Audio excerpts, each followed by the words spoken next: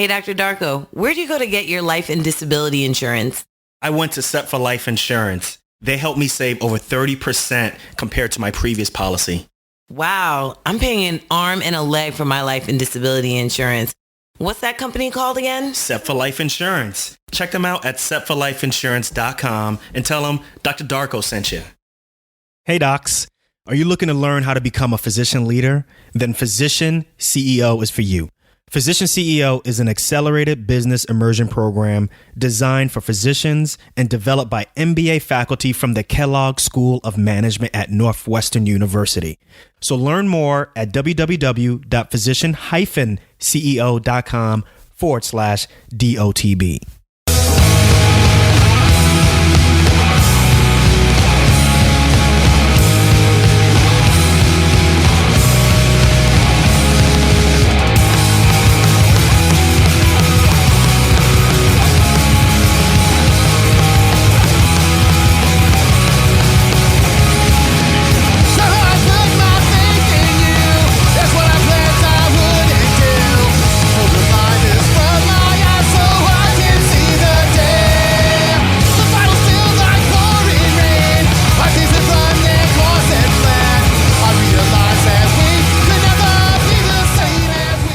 What's good, everyone? Welcome back to another episode of Docs Outside the Box. How do you like our new intro music? Pretty fly, right? No, I'm just joking. That is not our new music. My music hasn't changed at all. What you just heard is music from the very popular punk rock band that's located right out of Chicago. They are called the Boll Weevils. And actually, the lead singer, the lead vocalist that you're hearing is an ER doc that is outside the box. His name is Dr. Daryl Wilson, and he is on this show to talk about everything related to being an ER physician by day and a punk rocker by night. It's pretty fun.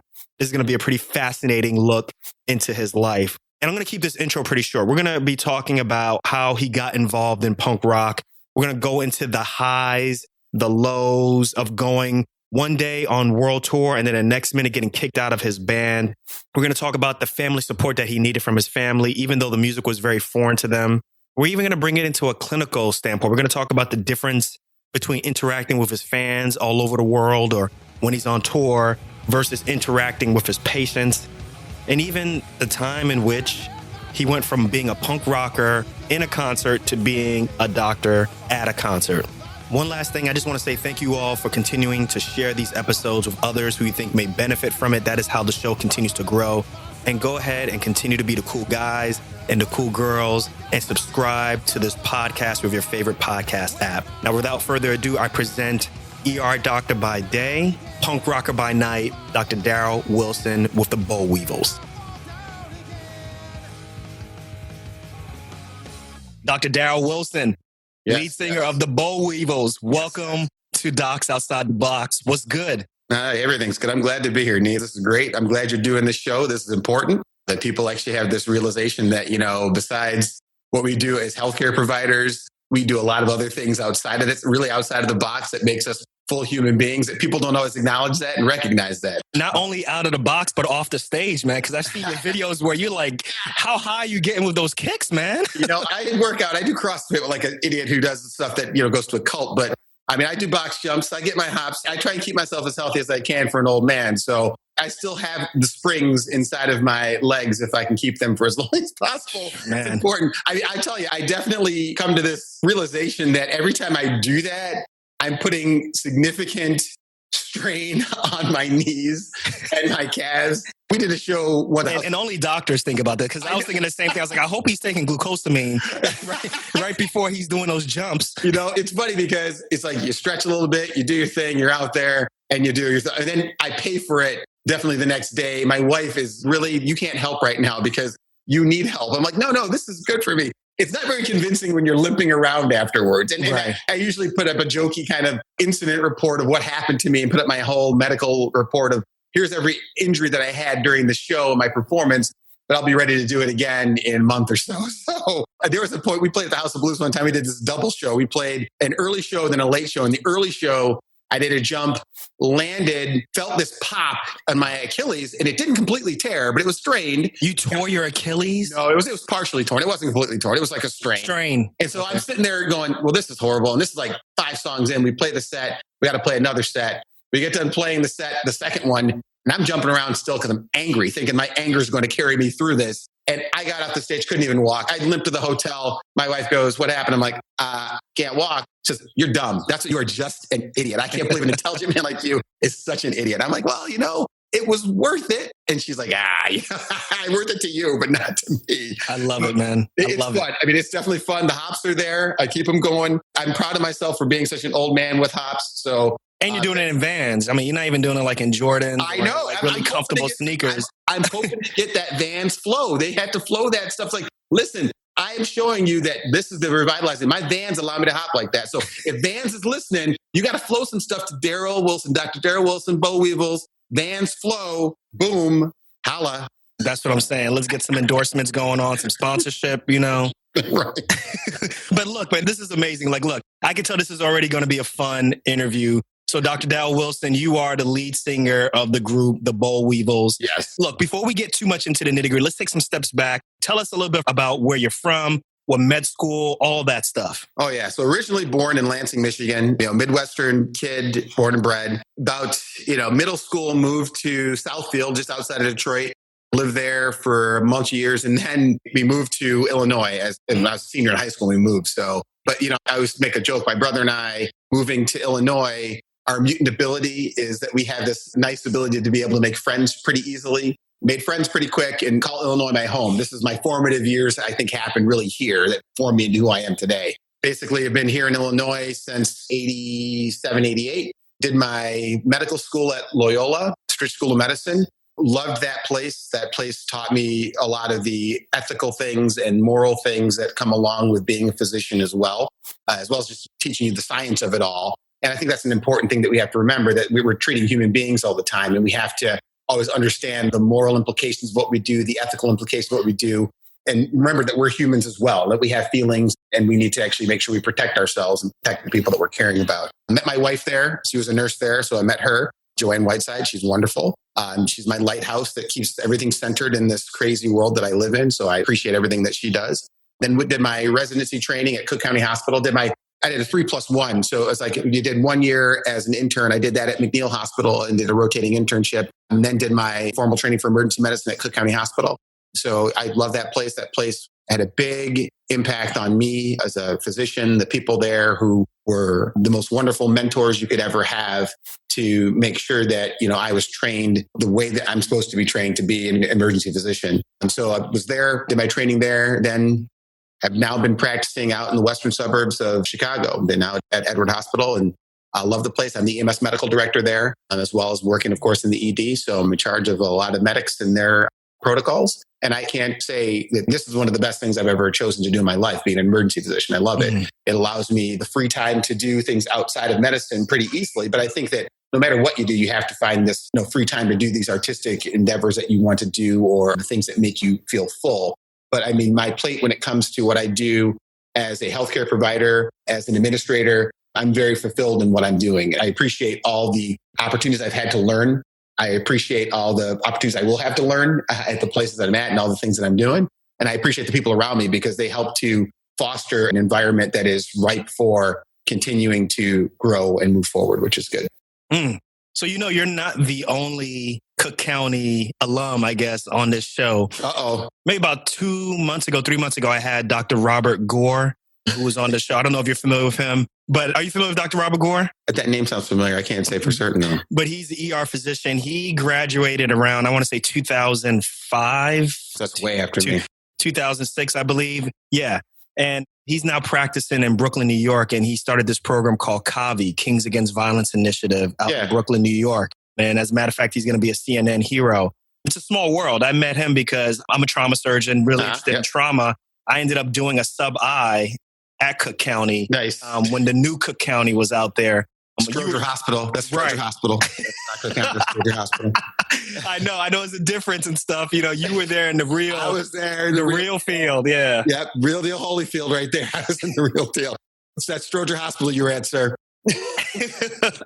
I appreciate the distinction. I recognize and I respect the distinction. But yeah, I just, so I guess you guys never crossed paths, but, just a little small thing. It was very close because I was done there in 2000. So he would have been coming in years after. Now, I did work at Provident Hospital on the South Side for a bit.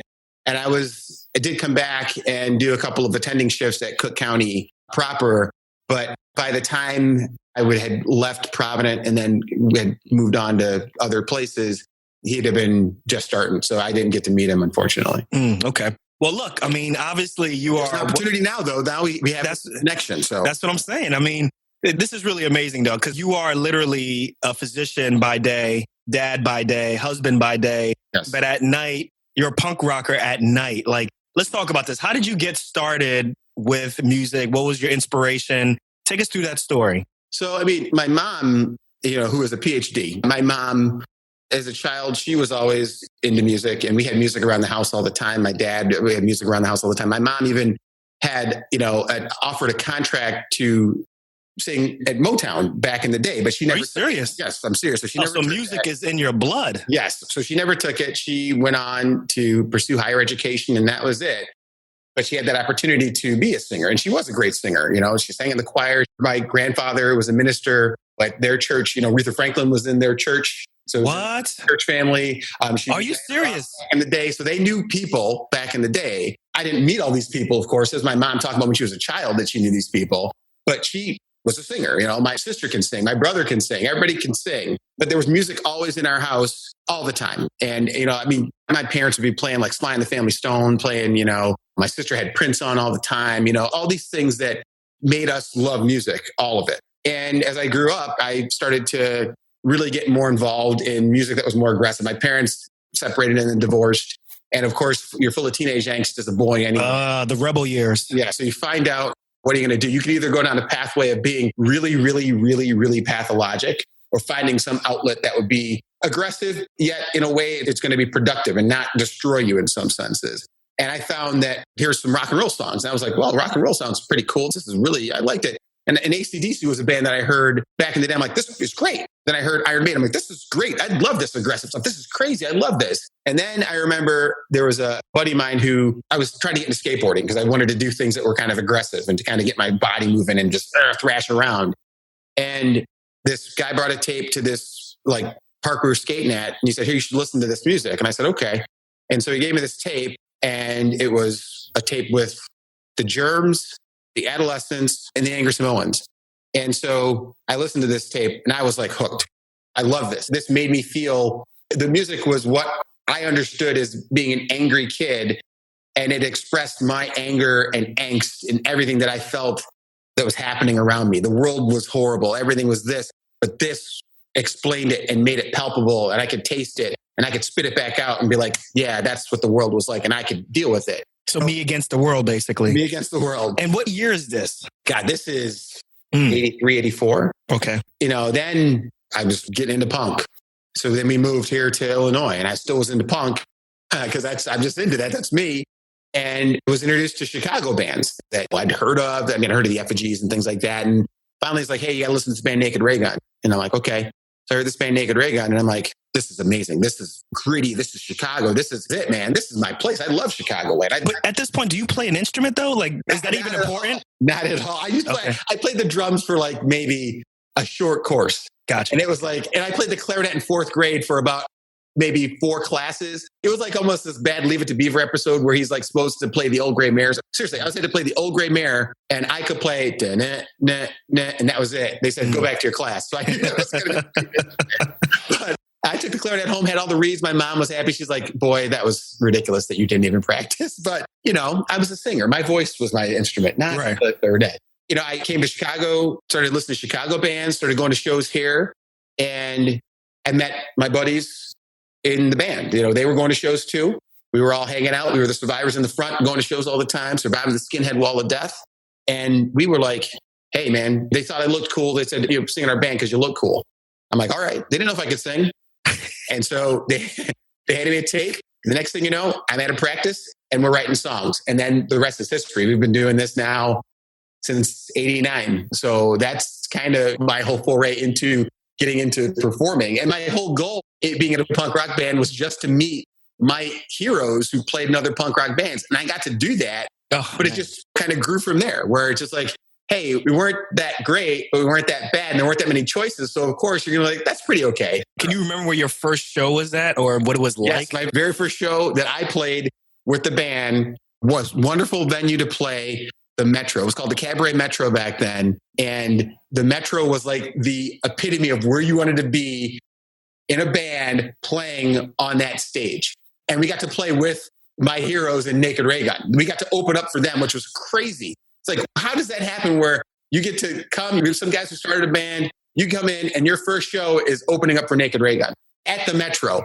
But then, of course, you go from the pinnacle and you drop on down to the basement and you got to start rising again. So you get the taste of what success is. You go, this is what it tastes like. Okay, work your way back up. And we did that. So that was an amazing start to an illustrious career in punk rock music. So wait, what did your parents think at this point? I mean, you're talking about going from Motown to punk rock. Like, were they at one point like, where did we go wrong? Like, what?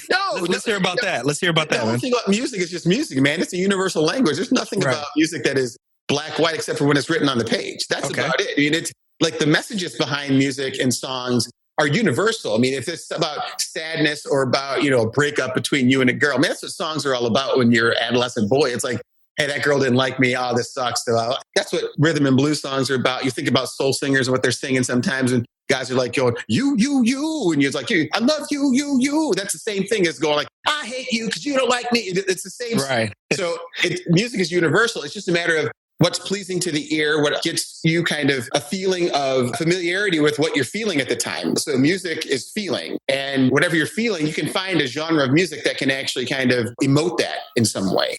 And so my parents weren't ever like, oh my God. They were maybe a little concerned sometimes about skateboarding because I didn't have a helmet on and things like that. Now, of course, being an emergency physician, wear a helmet, protect yourself. Right.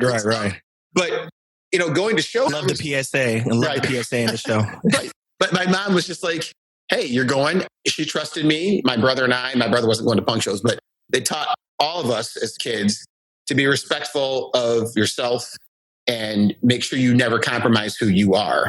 So I don't think she had concerns because she knew my friends. She knew, you know, about what I was doing kind of, but she didn't ever think I was doing something nefarious. I wasn't hiding in my room, lights all off, blacklight posters up, and kind of just sitting there with a blade in my hand, rubbing it slowly across my wrist. Something like that. It was like, hey, I'm going to a show. It's going to be fun. You know, I come back and I'd be excited about what I saw. So I think just seeing my elation, my feelings of feeling like, hey, I feel good about this, she was okay with that. The funny thing about speaking about my mom, they recently just saw the band play live. She'd never seen us play live. Really? All the time they've been playing, except for just a couple months ago on my mom and stepdad's like 27th wedding anniversary. They were here in Illinois and we took them to a show and they had a wonderful night. My mom is the biggest fan of the Bo Weevils right now. So that's good. My mom's the biggest fan. So I'll take that. I love it.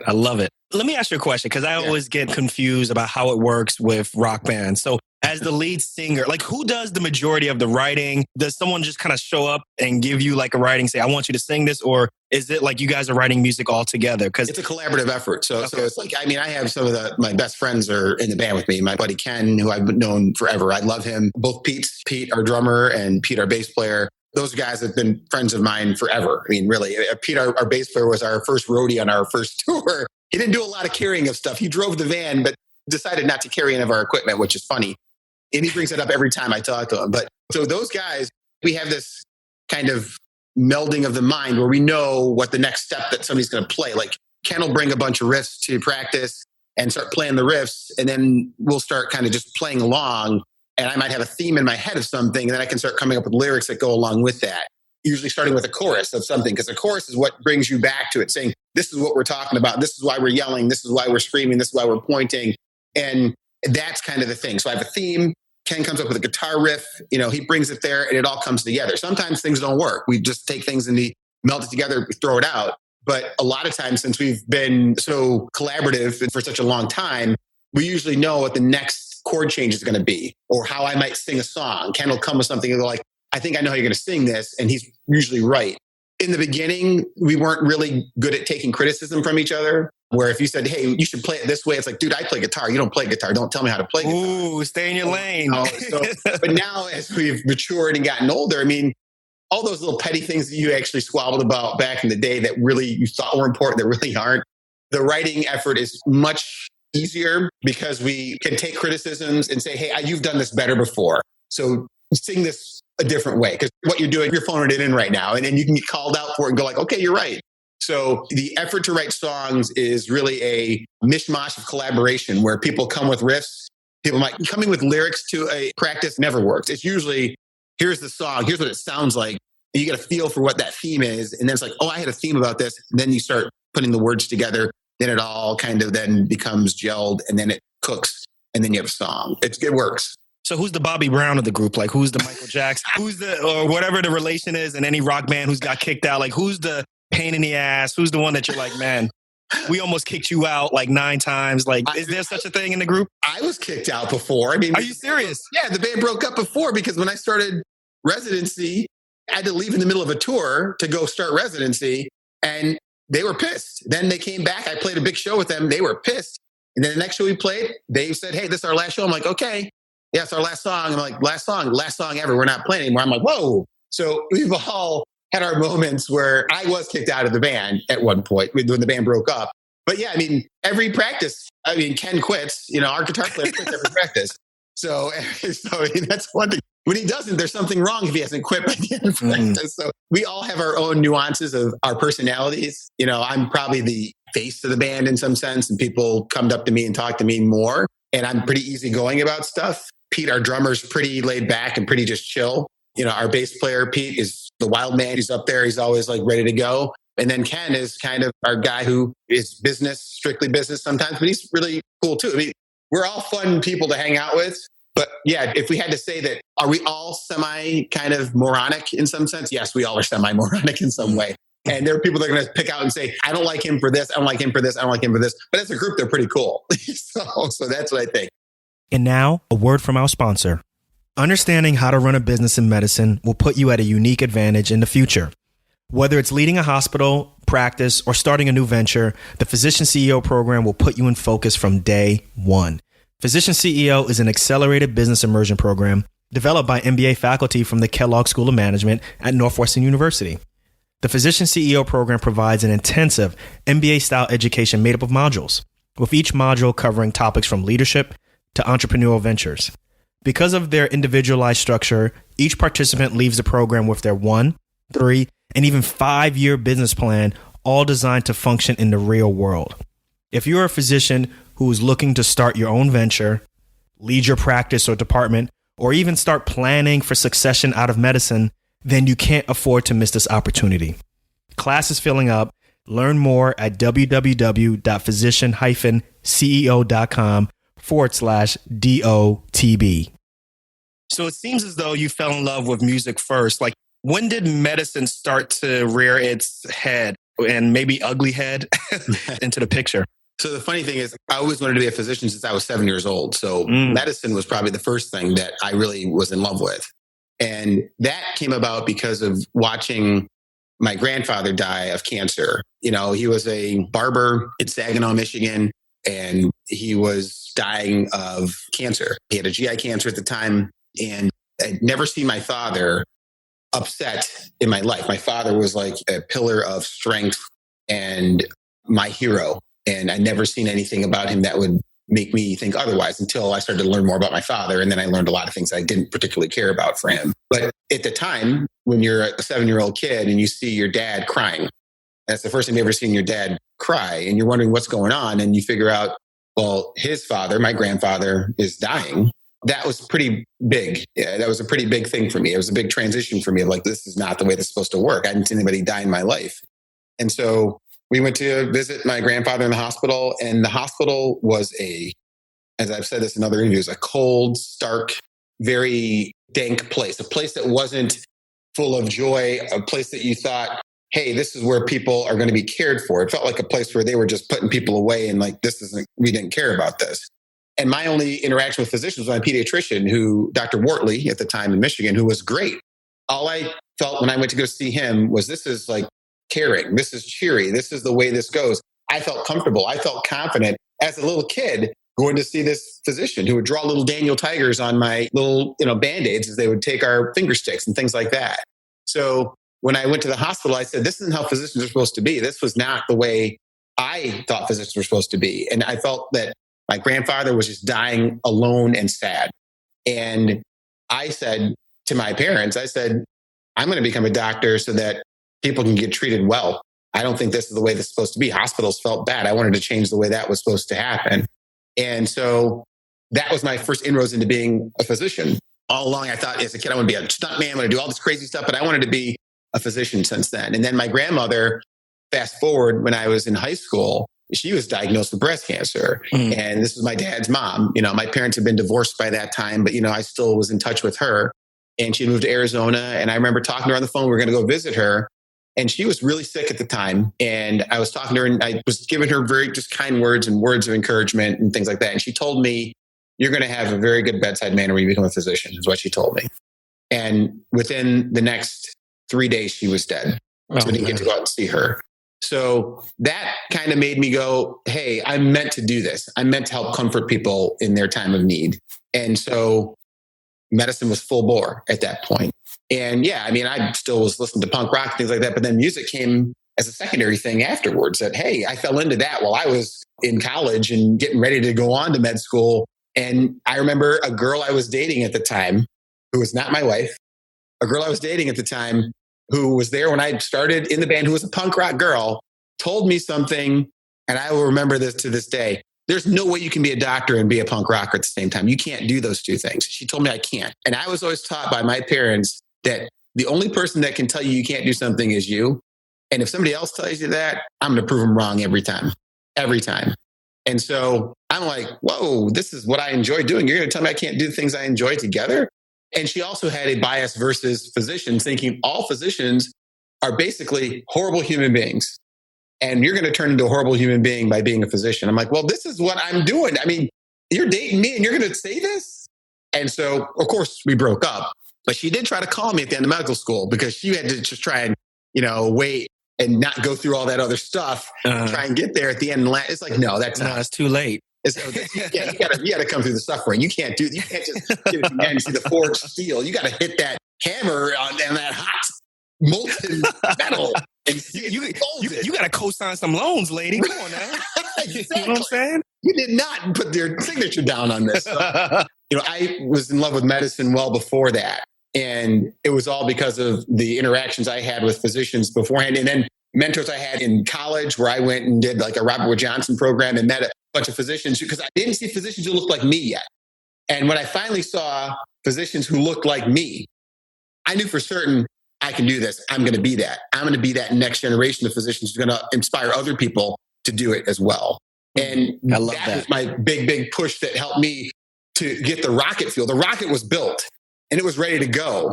But then when I saw people, I go, that's me doing this. I can do this. I know I can for certain. I just lit the fuel and I was off. I did the Kessel run as fast as I could. I was in the Millennium Falcon, so I was gone.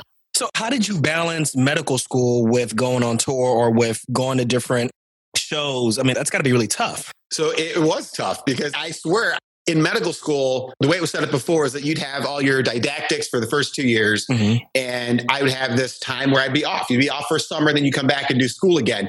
And I remember I'd be done with classes and it'd be like, we're getting in the van, let's go. And we'd be gone. We'd be gone for a bunch of weeks for the summer. We'd go on tour, boom, play shows here and there intermittently on times and the weekends. But we went on tours during those times. And for those first couple of years, that was pretty easy. Then during my clinical rotations, you'd have rotations. You might be off for a couple of weeks and go back and do another rotation. I'd be getting out of a rotation, the last day of the rotation, and they'd be waiting with the van. Yo, get in the van, let's go. And we'd be gone for a couple of weeks. They'd come right jump back, in, go to the next jump in, they slide the door. You just exactly. And go to the next, and then I'd come back, drop me off, see you at the next time. Rotation again, start another rotation. My whole thing of just going from rotation to rotation and from playing a show to going on tour, my family was able to really accommodate that and understood that I might not come visit for Christmas. I might not come visit during that time, but they were okay with that. And they knew that it was something that made me complete it. I was not unbalanced in any way. And that's the thing. It sounds unbalanced because you are missing out on one aspect of things. But I had support of people around me that loved me so much that knew that, hey, you're going to be here. You're going to swing back and see me in the orbit. It's not that you've forgotten about us, because you don't forget about those people. Them being strong enough to actually have the wherewithal to say, I don't need to see Daryl right now. It's okay. It doesn't mean he doesn't think about me or love me. I'm okay with that. Having those strong people around you helps to keep me strong. And that's the most important thing, is having this wonderful kind of gang of people that can roll with you, that are actually able to allow you to be you. I love it, man. I love it. Thank you for sharing that, actually. I really, really appreciate that. Let's take a little bit of a pivot a little bit. Let's fast forward to residency. Oh, yeah. When you're trying to manage, obviously, the resident life with touring and you getting kicked out. And then you took a long hiatus, actually, between, the band and medicine. What was life like during that time when you weren't, playing in the band? Was there a significant difference? Obviously, you had more time, but any highs, lows? Let's talk about that. I mean, the funny thing is, I still played in a band at that time. We started another band. I was in a band with some other friends of mine called Lando's 45, was this other band I played in. So we still played shows during residency. So I still had a musical outlet. It wasn't like I ever stopped. You finally get that reference to Lando's 45, right? I get it. And that was the thing. I never stopped playing music. And it was funny because I remember... Was there beef? Was there beef between you and, your original group? Yes. It was. We totally were like diametrically opposed to each other. We were like the poles of magnetic field. Like, nope, can't get together. No way, this isn't going to work.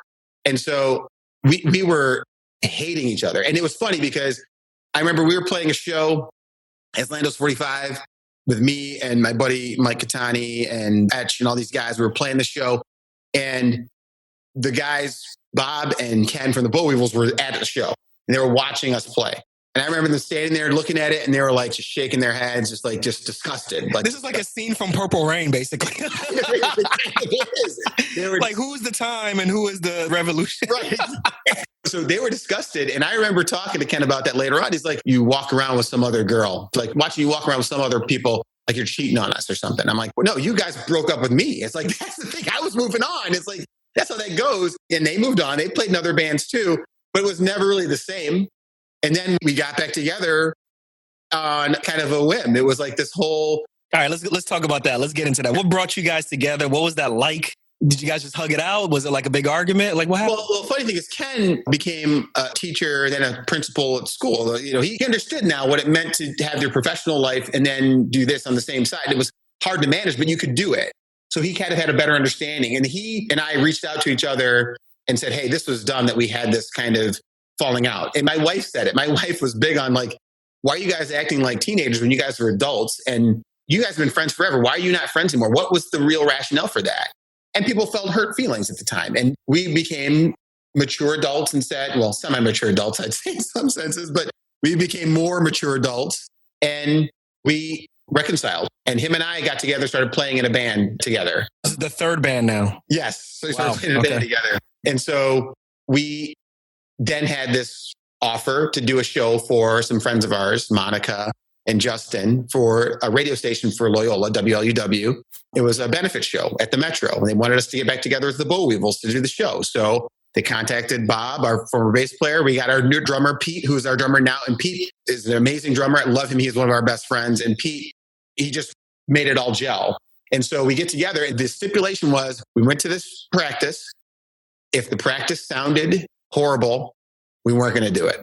And we got back together. It was like riding a bike. We got on, boom, tricks. We were like doing, endos. We were doing all kinds of bike tricks. Spin the wheel, all this stuff. Supermans. It was crazy. So it worked out well. And it's like, well, this was good. So we played the show and we thought that was it. One-off show, we're done.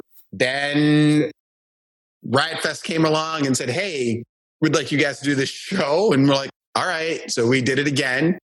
And at that point, we realized this was too much fun. It was way too much fun. And we've grown up, we've matured. We can do this and make it happen our way.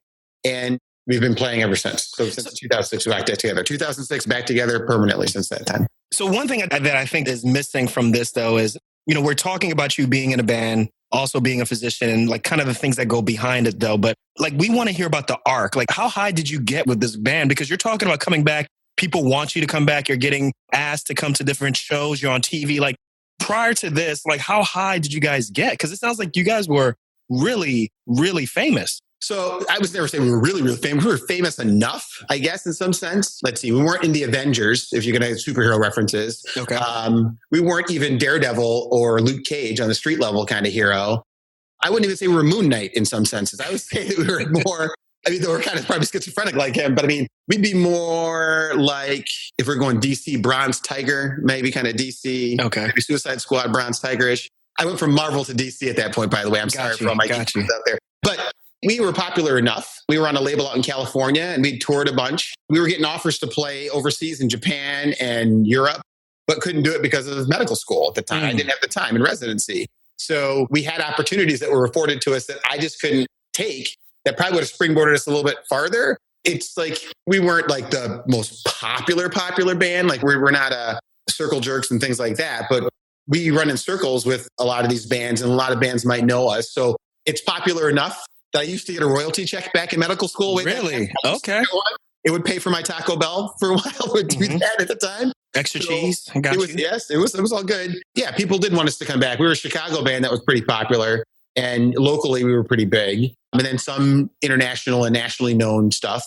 And now that we've gotten this comeback, we've gotten a little bit more popular, which is the thing that blows my wife's mind every time. It's like, why would this happen at this time in our lives? That groupies?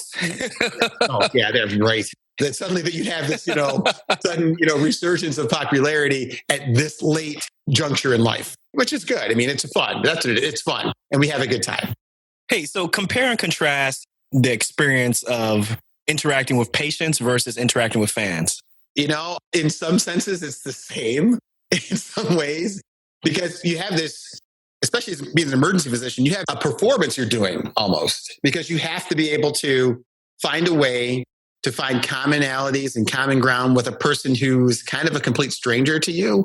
They might know of you because you're the physician who's coming in. They may have been around the hospital before. The nurses introduced you beforehand. They talk about some things about you. So you come in and have to garner some semblance of trust with this individual who you're seeing as a patient to get, intimate details of what's going on in their life to help them get better.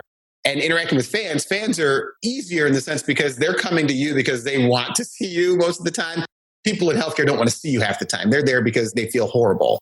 But you do have to have that interaction with them that is meaningful in a short discourse. It can't be like, I'm going to sit down and have dinner with you right now. It's like, hey, this is cool. Let's get this together. Oh, this is awesome. We're hanging out. I'm cool. We're hanging out. This is great. I got to go on to the next thing. So there's that kind of interaction. I prefer people that want me to be there. I prefer fans coming up because they definitely have a stake in liking me. Some patients, of course, may have a predisposed care for me based upon something that has nothing to do with anything, or because of their station in life, or because of how they feel. But I have to overcome that, which is the performance part of it. So you have to be able to get their trust and make them want to divulge information that may be very sensitive and do things to them that may be somewhat painful, or give them news that they may not want to hear. When I'm performing, everybody wants to hear what you have to say because they came to see the band anyway. It's the fan that's not a fan yet. That's kind of like that patient where you have to convince them that, hey, you like us. We're the Boll Weevils. You like us. And like, oh, I didn't know you before. Now I do. That's the thing. So I find that the fans who aren't fans yet are like the patients. The fans who are already fans are just people that I love because they just boost the ego even more. They make me feel better about myself. I love it. I love it. That's a great answer, actually. I didn't even think about it that way, actually. So now that you're on tour at times, how are you able to balance family life, work, and, obviously the Boll Weevils? That falls, I guess, really on the shoulders. My wife is very understanding and caring for our kids and making home life easy. If I didn't have her as my partner, then the stuff wouldn't be easy to do. That's the thing. I mean, and sometimes that's never really acknowledged, that people think, how do you do all this all the time? I'm not doing it alone. That's the thing. Because I have a spouse that's really awesome that helps out. And I have family that's really supportive. That's how that gets done. How you get things done is, once again, having a bench that's there to help you out, that you can call upon to actually really support you in times when you really need that support. We don't tour all the time. Like, we do shows where we fly out and do a show and then come back, so we're not gone for weeks on end. It's trying to find moments when you can get it done. And sometimes things fall by the wayside where it's like, hey, family wants to do this right now. I can't do that with the band. Hey, there's some time. I'm going to do this now with the band. I can't do this with the family right now. Work's in the way. We can't go do these shows because I'm working on during that time. It's like, you can't just suddenly call me up one day and say, hey, can you do a show in a couple of days? Like, no, man, I'm working, or my schedule is being made like months in advance. But somebody asked me, hey, what are you doing in 3 months? I'm like, I don't know my schedule yet. So let me first get my schedule. Like, well, I need to know tomorrow. I'm like, I can't tell you tomorrow. So it's having people understanding that is really a bonus. And people that don't understand that and don't get it probably don't call me. So that's the things I wouldn't even know. But the way that the balance occurs is because I have other people to pick up things that might drop. It's like having a bunch of spinning plates going at one time. And, hey, those plates are spinning, but one of them's dropping and I can't get to it. But I got people who are really my compatriots who are grabbing those plates before they hit the ground and putting them back up there.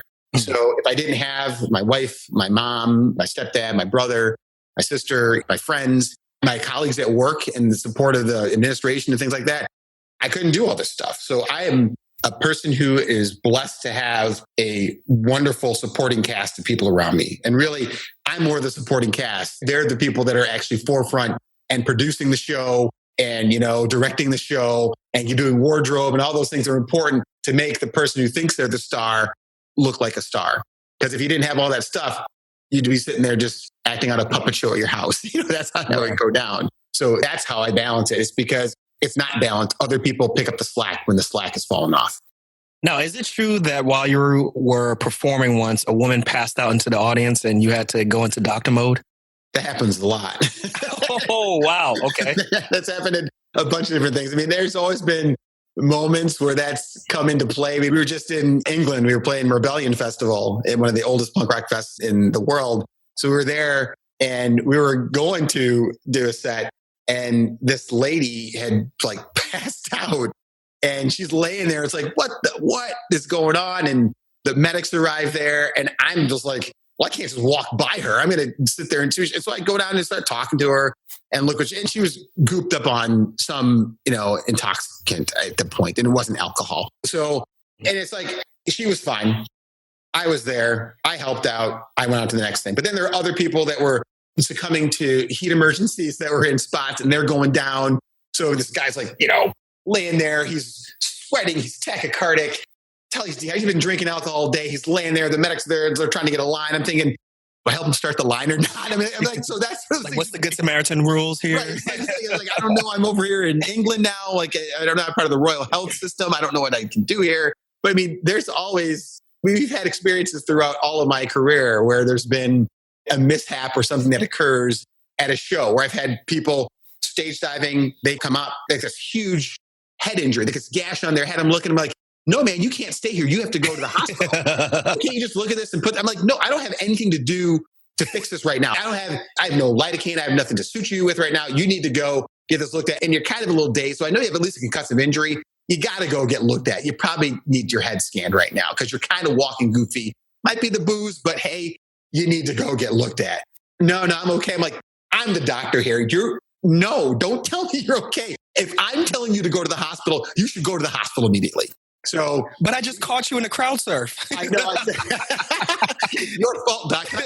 Your foot hit me in the head, man. So what's your liability coverage again, Wilson? I want to know something about this. So is Vans covering you right now? Because that van. So that happens a lot. It's more often than I would actually want it to happen. Well, Dr. Daryl, we are at the end of the interview. Oh, yeah. Let's do some quick, fast questions, quick fire. I'll ask you a question. You just say the quickest thing that comes off the top of your head. No, I'm too verbose. I got a problem already. Oh, man. All right. Well, hey, I got the final edit, pal. I cut you out right here. I love it. So, hey, man, what's one thing that you want people to get from this podcast? Don't judge a book by its cover.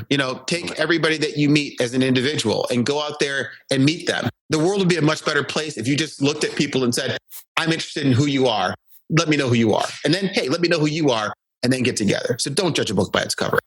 So, Dr. Wilson, you've been able to travel with the band. You've been able to obviously reach the highs of being a physician as well as with being a punk rocker with your band. Is there anything else out there that you really want to do that you've never been able to accomplish? Any thoughts of doing anything really cool, crazy? I mean, I'd love to be a successful businessman in some way, in some sense like that, you know? I mean, the biggest thing that I have on my plate is making sure that my children are going to be successful human beings. And that's something that I'm doing, but I don't know how it's going to end up. So that's my biggest, I guess, next thing to accomplish is making sure my kids are okay. That's my big thing. I guess it's a more metaphysical thing of like my kids being successful. But me, something to do, I guess, creating the perfect beer. I don't know. Love it. I think making my kids successful is the big thing I'm looking at. Love it. Let's say you got a chance to get into the DeLorean. I mean, you like obviously movies and so forth, and you got a chance to go back and give yourself as a med student or even as a pre-med some advice. So for all the pre-meds, med students out there, what kind of advice would you have given yourself knowing what you know now? Be true to yourself, man. I mean, that's the thing. When people tell you can't do something, if you truly don't think you're going to do it, you're never going to accomplish it. So, I mean, it's like anything. It's like going into lifting a weight or to reading something that you don't comprehend or learning some song. It's like, just be true to yourself and just work hard at being you. Everything else will come to you at that point. If you're trying to be something else and you're working so hard to be something else, you're going to be just always doing that. So just be you and be true to that. And everything else will open up and be really easy. Love it. Love it. I want you to finish this sentence for me. It's hashtag, I'm not just a doctor or I'm not just a doc. I'm a maverick.